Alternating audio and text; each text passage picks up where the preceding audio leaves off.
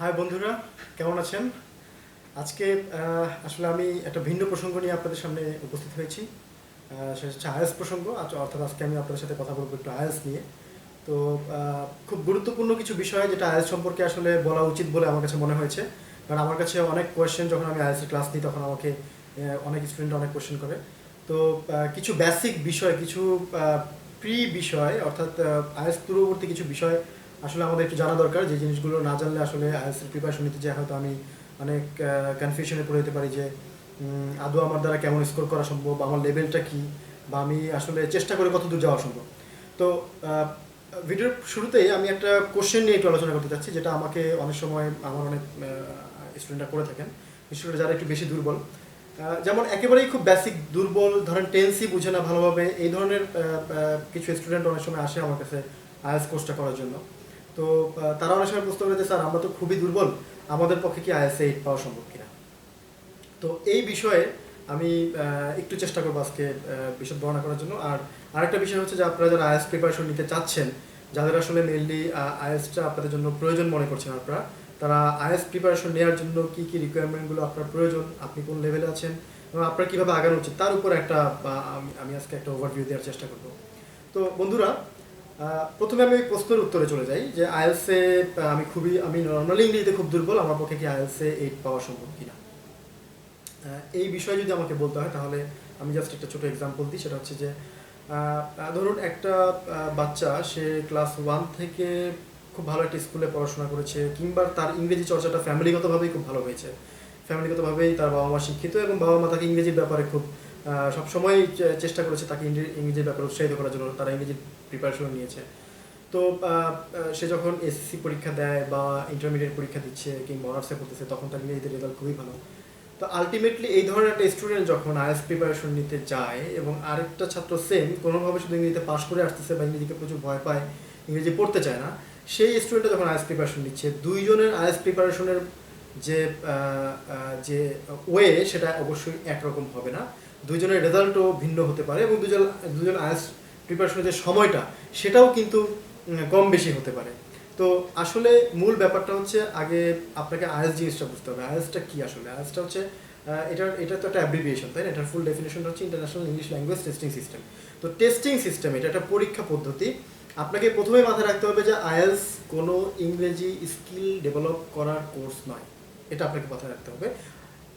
IELTS হচ্ছে একটা exam মাত্র। ওই এক্সামের জন্য কোশ্চেনগুলো কেমন হয়, সেখানে ক্রিটিক্যাল বিষয়গুলো কি, এবং সেই কোশ্চেন ফরম্যাটটা কি, প্যাটার্নটা কি, এটা বুঝিয়ে দেওয়াই হচ্ছে মূলত আইএলটিএস কোর্সের কাজ। এবং আপনি কিভাবে ক্রিটিক্যাল টাইমগুলোতে আপনি ক্রিটিক্যাল কোশ্চেনগুলো আপনি সলভ করবেন। বিশেষ করে আইএলটিএসে সময়টা অনেক বড় একটা ফ্যাক্টর। আর মেইনলি হচ্ছে আপনার আইএলটিএসের যে 4টা part, speaking, reading, writing, listening, এই 4টা পার্টেই মূলত 3 টাইপের কোশ্চেন হয়। একটা হচ্ছে যে ইজি, আর একটা হচ্ছে সেমি ক্রিটিক্যাল এবং ক্রিটিক্যাল।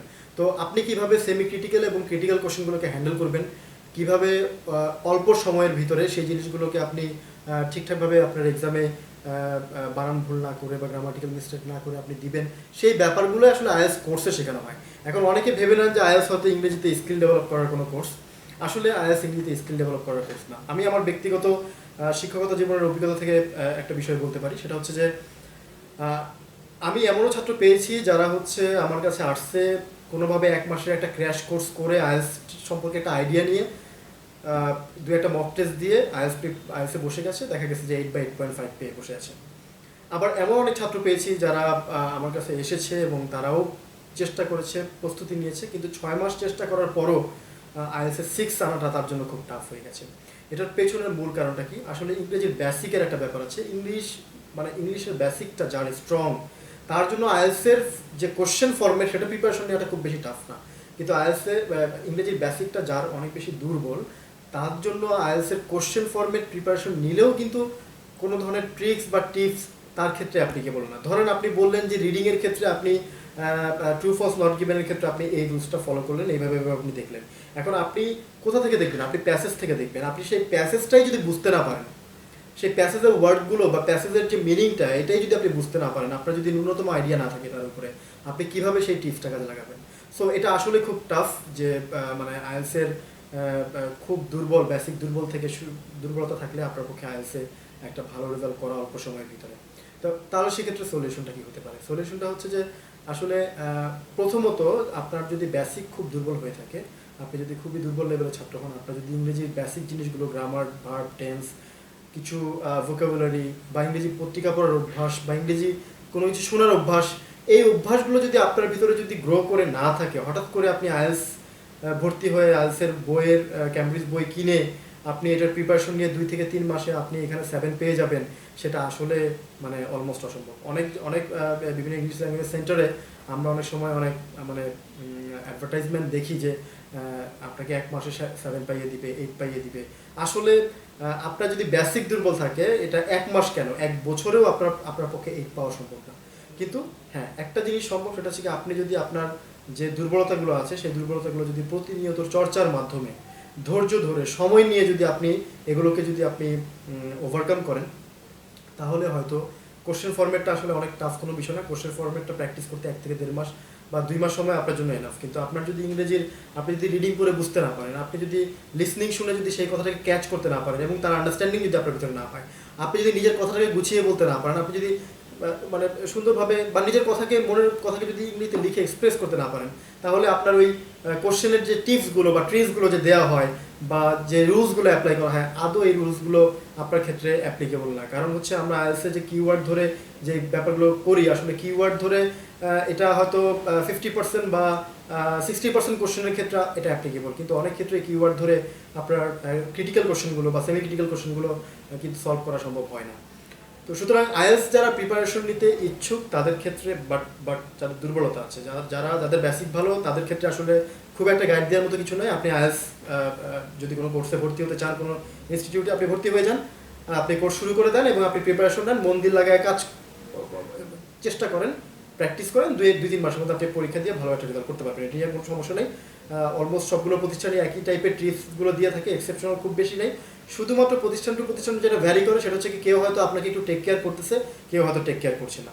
মানে অনেকটা ব্যাপারটা এরকম, আপনি যখন একটা নির্দিষ্ট মডিউল তো টিচারটা ক্লাস নিচ্ছে, কিন্তু নেওয়ার পরে আপনি যখন কোশ্চেনটা সলভ করতে যাবেন, আপনি অনেক ধরনের প্রবলেম ফেস করবেন। সেই প্রবলেমের জন্য আপনার ফলো আপের জন্য একটা টিচার লাগবে। তো সেই সাপোর্টগুলো অনেক প্রতিষ্ঠান দেয়, যেসব প্রতিষ্ঠানগুলো দেয় আপনি দেখে শুনে সেসব প্রতিষ্ঠানেই আপনারা ভর্তি হওয়ার চেষ্টা করবেন। আর যারা আপনার সাথে কমার্শিয়াল বিহেভ করে, জাস্ট 20-25টা ক্লাস নিয়ে আপনাকে ছেড়ে দিচ্ছে, বাট পরবর্তী আপনি কোনো হেল্প পাচ্ছেন না, আপনাকে হয়তো ইউটিউব কিংবা আদার্স জায়গায় এইসব হেল্পের জন্য দৌড়াদৌড়ি করতে হচ্ছে, সেসব প্রতিষ্ঠানকে অ্যাভয়েড করাটাই আমার মনে হয় যে বেটার। কারণ এটা আসলে আপনার জন্য খুব একটা হেল্পফুল হবে না।